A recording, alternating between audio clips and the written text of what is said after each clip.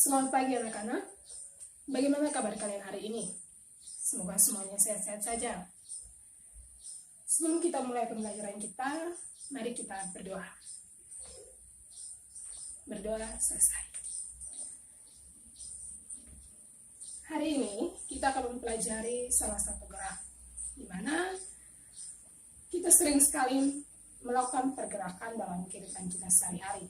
Contohnya, seperti ketika kita melakukan gerakan melambai, tersenyum, tertawa, berkedip, dan masih banyak lagi. Hari ini kita akan mempelajari tentang gerak parabola. Dalam kehidupan kita sehari-hari, banyak sekali peristiwa gerak parabola yang terjadi tanpa kita sadari. Contohnya seperti ketika kita bermain sepak bola. Ketika kita bermain sepak bola, kita melakukan gerak parabola pada bola tersebut.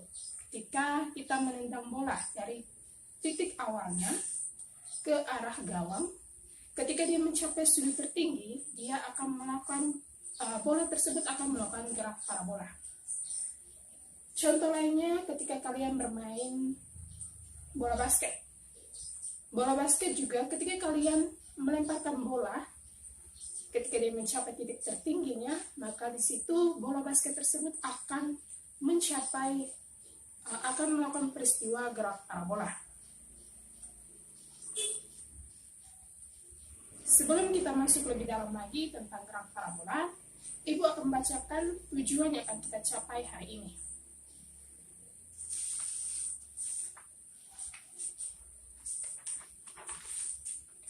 Ada 3 tujuan yang akan kita capai hari ini. Yang pertama, menjelaskan pengertian gerak parabola dengan menggunakan vektor. Yang kedua, menganalisis penerapan gerak parabola pada kegiatan praktikum. Yang keempat, menyajikan dan mempresentasikan data hasil percobaan. Jadi hari ini kita akan belajar tentang gerak parabola, di mana tadi sudah dibacakan 3 tujuan yang akan kita capai pada hari ini. Pasti kalian bertanya-tanya, apa itu gerak parabola? Jadi gerak parabola merupakan gerak suatu benda yang lintasannya itu berbentuk parabola. Contohnya seperti yang sudah Ibu sebutkan tadi, seperti ketika kalian bermain bola basket, ketika kalian bermain bola kaki, bermain bola tenis, dan masih banyak lagi peristiwa gerak parabola dalam kehidupan kita sehari-hari. Terdapat 2 asumsi yang dapat kita gunakan untuk menyederhanakan persamaan dari gerak parabola. Yang pertama, benda yang bergerak parabola akan mengalami percepatan gravitasi yang konstan dan selalu menuju ke bawah atau ke pusat bumi.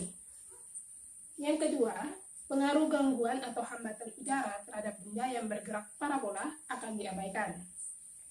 Dengan menggunakan kedua asumsi tadi, maka lintasan sebuah benda atau partikel yang mengalami gerak parabola dapat digambarkan sebagai berikut. Jadi di sini Ibu sudah gambarkan lintasan benda yang mengalami gerak parabola.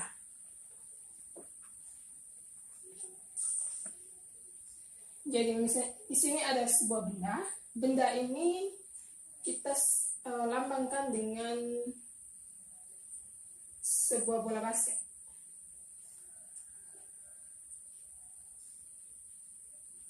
Bola basket yang berada pada titik awal 0 memiliki kecepatan V0 dengan komponen kecepatannya V0x dan V0y, di mana kecepatan V0 membentuk sudut terhadap sumbu X, yaitu sebesar beta, yang merupakan sudut elevasi. Untuk menentukan kecepatan awal pada titik O atau titik 0, kita bisa menggunakan rumus pada sumbu X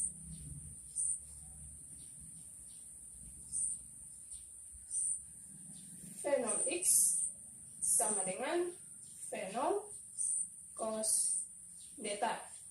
Sedangkan untuk menentukan komponen kecepatan awal pada sumbu Y,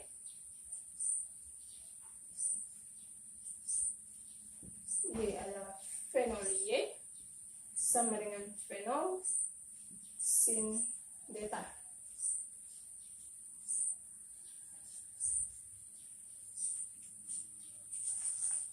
Dari kedua rumus ini kita dapat menentukannya secara vektor dengan rumus. Kalau secara vektor, maka komponen kecepatan awalnya adalah V0 sama dengan V0xi ditambah V0yj. Atau di sini V0 kita gunakan rumus V0 cos delta I ditambah V0 sin delta J.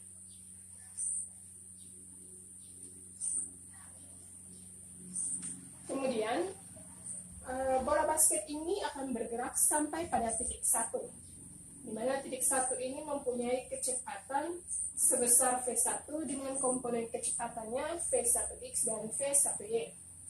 Kemudian benda mencapai titik tertinggi, yaitu titik kedua, memiliki komponen kecepatan yaitu hanya pada V2x. Jadi hanya ada pada sumbu x saja. Sedangkan pada sumbu y-nya dia bernilai 0. Jadi kenapa dia bernilai 0? Pada sumbu y ini kita bisa mencarinya dengan rumus pada sumbu y, yaitu V0y sama dengan V0 sin V2 ya, V2 sin delta. Dia mencapai titik tertinggi, artinya dia mencapai setengah lingkaran dengan sudutnya itu 180, maka sin 180 adalah 0, sehingga V2y-nya itu adalah bernilai 0. Kemudian bola basket ini dia sampai pada titik yang ketiga. Dia mempunyai kecepatan V3 dengan komponen kecepatannya V3x dan V3y. Kemudian dia sampai pada titik yang keempat. Di titik keempat, dia mempunyai kecepatan V4 dengan komponen yaitu V4x dan V4y.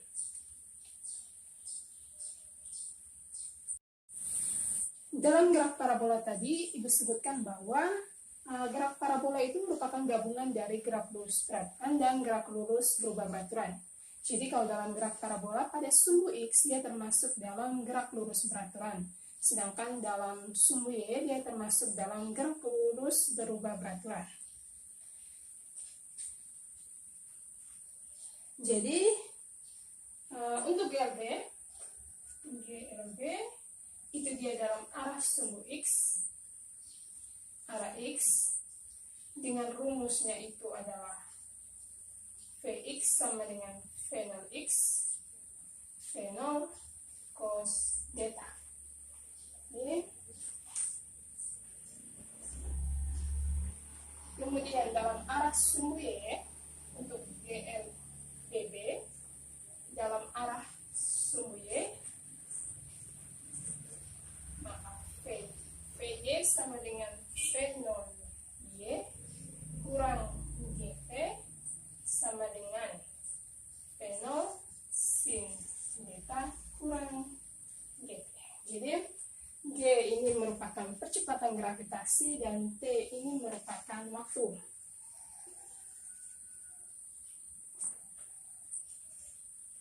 Kita dapat menentukan dengan kedua rumus pada arah X dan arah Y ini dalam bentuk vektor. Jadi kalau dalam bentuk vektor,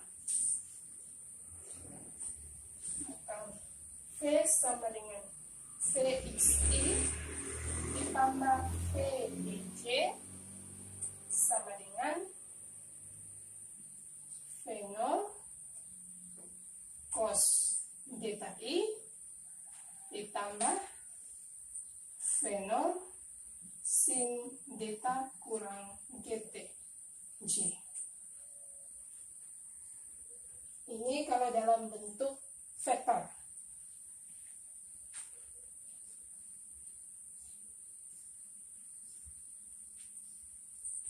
Dikarenakan arah sumbu X itu merupakan GLB dan arah sumbu Y merupakan GLBB, maka dari sini kita dapat menentukan posisi dari bola basket tersebut.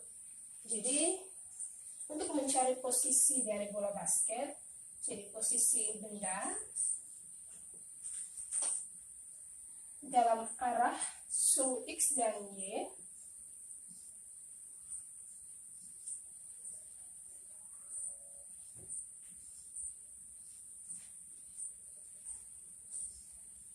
adalah arah pertama, arah X dulu. X sama dengan X0 tambah V0 XT. Jadi kita ganti V0 X ini dengan rumus V0 cos theta, maka X0 ditambah V0 cos theta XT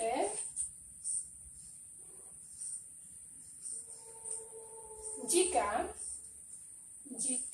kita ketahui bahwa X0 ini bernilai 0, maka untuk menentukan posisi pada arah sumbu X, rumusnya itu adalah V0 cos theta XT. Jadi sisanya itu adalah V0 cos theta XT. Kemudian kita mau menentukan posisi benda dalam arah sumbu Y. Arah sumbu Y, kalau arah sumbu Y maka Y sama dengan Y0 ditambah V0Y kurang 1/2 GT kuadrat. Jadi kalau arah sumbu Y sama dengan Y0 tambah V0Y kurang 1/2 GT kuadrat.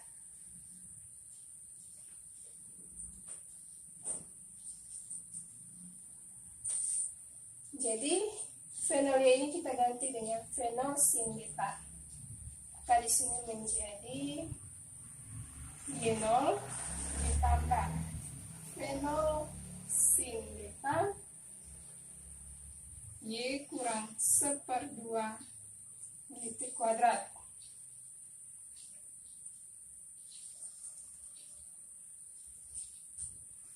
Jadi menjadi Y0 tambah V0 sin theta YT kurang 1/2 GT kuadrat. Nah, dari sini jika posisi awal pada arah sumbu Y0-nya adalah 0, jika Y0-nya sama dengan 0, maka untuk menentukan posisi benda dalam arah sumbu Y adalah Y sama dengan V0 sin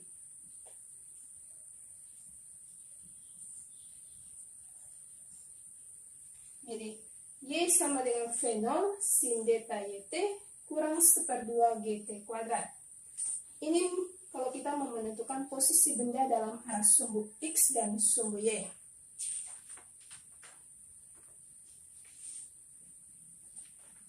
Sekarang Ibu akan berikan satu contoh. Ini dihapus dulu.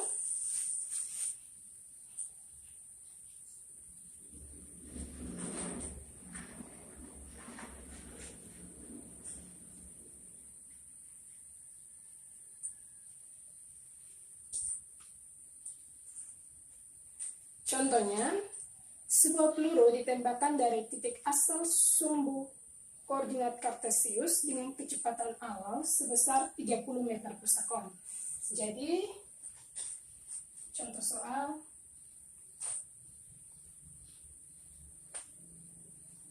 diketahui kecepatan awal V0-nya itu 30 meter per sekon. Kemudian, pada sudut elevasinya itu 37 derajat. Di sudut elevasinya 37 derajat. Kemudian, jika nilai percepatan gravitasi di tempat peluru tersebut ditembakkan adalah 10 meter per sekon. Jadi gravitasinya, percepatan gravitasinya itu adalah 10 meter per sekon kuadrat. Tentukan ditanya A. V0 X dan B adalah V0 Y.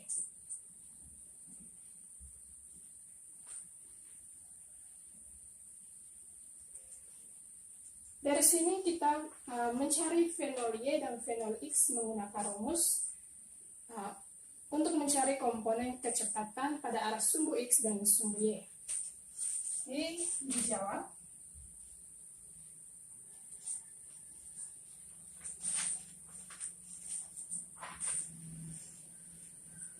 A.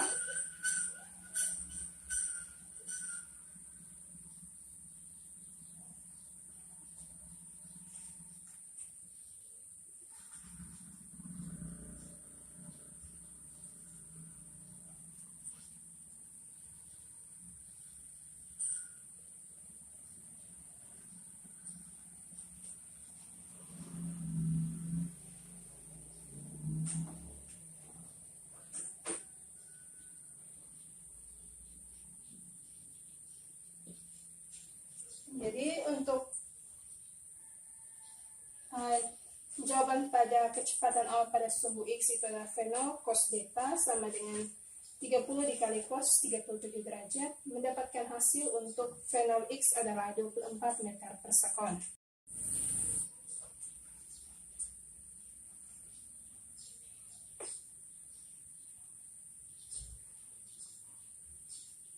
Kemudian untuk jawaban nomor B pada sumbu Y, V0 Y sama dengan V0 sin beta sama dengan V0 nya itu 30, sin nya itu 30 derajat, 37 derajat sama dengan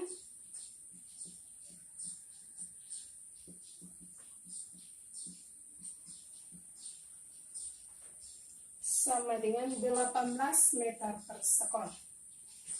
Jadi nilai untuk kecepatan awal pada komponen X adalah 24 meter per sekon dan kecepatan awal pada komponen sumbu Y adalah 18 meter per sekon. Baik, sekarang kita akan melakukan percobaan sederhana tentang gerak parabola. Tujuan kita melakukan percobaan ini, yang pertama kita mau menentukan kecepatan awal dari data percobaan yang akan kita dapatkan nanti. Kemudian yang kedua kita mau menentukan persamaan hubungan antara X dengan kecepatan awal dan waktu. Kemudian kita mau menentukan persamaan hubungan antara Y dengan percepatan gravitasi dan waktu. Kemudian kita mau menentukan persamaan hubungan antara X dan Y. Di sini sudah ada lembar kerja peserta didik yang bisa kalian gunakan untuk melakukan percobaan sederhana pada peristiwa gerak parabola kan waktu selama 3-4 menit untuk mengerjakan percobaan ini. Silakan dikerjakan.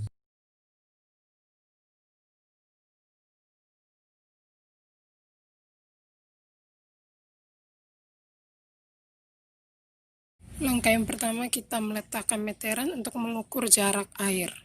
Kemudian kita meletakkan botol di atas kursi dan mengukur jarak antara botol pada lubang pertama dengan lantai. Ukur panjang tiap lubang di sini, tiap lubang pertama terhadap lantai, yaitu lubang pertama itu 20,5, sedangkan lubang kedua 22,5 dan lubang ketiga adalah 23,5.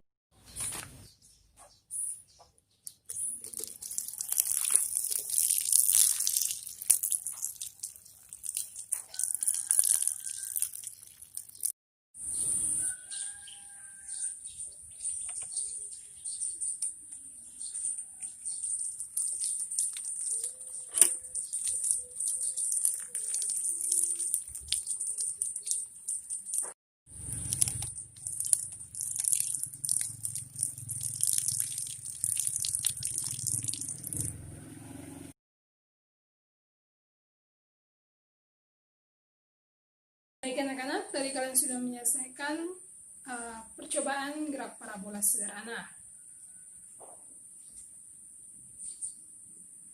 Jadi kesimpulan dari percobaan tadi, semakin besar sudut yang dihasilkan, maka semakin besar juga kecepatan awal yang akan dihasilkan.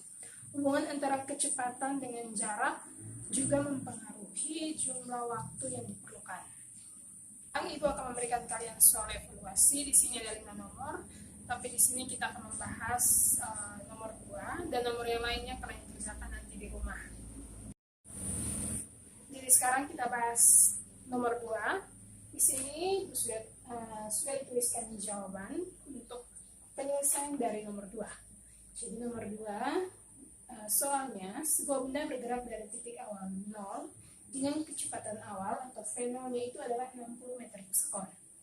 Kemudian dia membentuk sudut sebesar 15 derajat terhadap sumbu X positif. Maka ditanya besar komponen kecepatan awal benda, berarti V0X adalah sini V0X, kita gunakan rumus V0X sama dengan V0 cos theta menjadi 60 cos 15 derajat, mendapatkan hasil V0X-nya itu adalah 57,6 meter per sekon. Jawabannya itu ada pada opsi E. Jadi di sini Ibu berikan soal berupa pilihan ganda, kalian bisa mengerjakan nomor 1, 3, 4, dan 5. Jadi nomor 2-nya sudah kita selesaikan hari ini. Jadi kalian kerjakan dengan penyelesaian soal, penjelasannya bagaimana sehingga kalian mendapatkannya. Sebelum kita mengakhiri pembelajaran kita, mari kita menghadap Tuhan dalam doa. Berdoa mulai. Berdoa selesai. Jadi hari ini anak-anak kita sudah belajar tentang gerak parabola. Jadi nanti pulang pelajari lagi peristiwa-peristiwa gerak parabola dalam kehidupan kita sehari-hari. Dan ingat, kerjakan soal evaluasi yang sudah diberikan tadi.